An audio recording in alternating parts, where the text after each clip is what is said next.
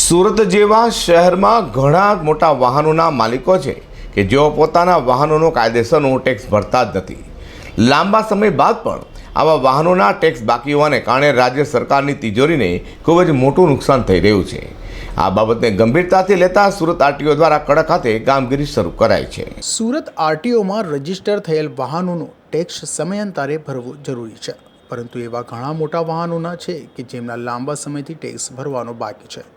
આવા તમામ 2500 જેટલા વાહનોના ટેક્સ ન ભરનાર ડિફોલ્ટરોને નોટિસ ઇસ્યુ કરવામાં આવી છે.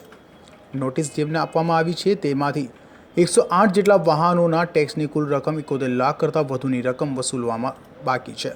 હજી પણ ઘણા એવા વાહનો ટેક્સ ભરવાનો બાકી છે, તેમના સામે કાર્યવાહી કરવામાં આવી રહી છે.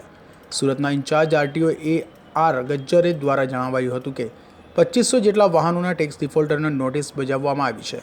અત્યાર સુધીમાં નોટિસ આપ્યા બાદ 108 જેટલા વાહનોના બાકી ટેક્સની રકમ જમા કરાઈ છે, પરંતુ હજુ એવા ઘણા ડિફોલ્ટર છે કે જેમને વારંવાર નોટિસ આપવા છતાં તેઓ ટેક્સ નથી ચૂકવી રહ્યા. હવેથી તેમની સામે વાહનો જપ્ત કરવાની કાર્યવાહી શરૂ કરાઈ છે.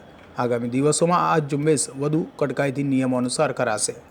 સુરત આરટીઓ કચેરી દ્વારા જે ટેક્સની વસૂલાત કરવા બાબતે કે જે વાહન માલિકોએ ટેક્સ ભર્યો ન હોય આરટીઓને તેવા ટેક્સ ડિફોલ્ટર વાહનોને 2500 કરતાં વધારે ટેક્સ નોટિસો ઇસ્યુ કરવામાં આવેલી છે.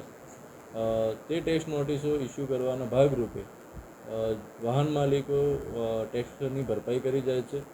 માસ નવેમ્બર અને ડિસેમ્બરમાં જે એવા 108 ટેક્સ ડિફોલ્ટરો છે કે જેમના વાહનોનો ટેક્સ 12 મહિના કરતાં વધારે બાકી હતો તેવા ટેક્સ માલિકો દ્વારા ટેક્સની વસૂલાત કરવામાં આવેલી છે અને તેની કુલ રકમ 71 લાખ કરતાં વધારે છે.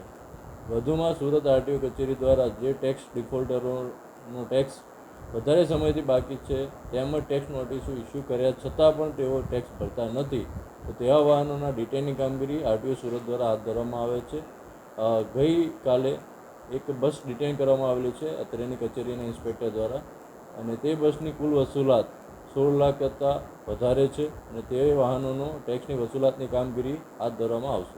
આરટીઓ દ્વારા ટેક્સ ડિફોલ્ટરનો વારંવાર નોટિસ પાઠવાઈ રહી છે. ટેક્સની રકમ ઘણા લાંબા સમયથી જમા કરાવી ન હોવાને કારણે વારંવાર નોટિસ આપવામાં આવી છતાં આવા ડિફોલ્ટરો આ બાબતને ગંભીરતાથી લેતા ન હોવાને કારણે આખરે આરટીઓ દ્વારા કડક હાથે કામગીરી શરૂ કરાઈ છે. પ્રકાશવાળા સાથે અઝર કુરેશી.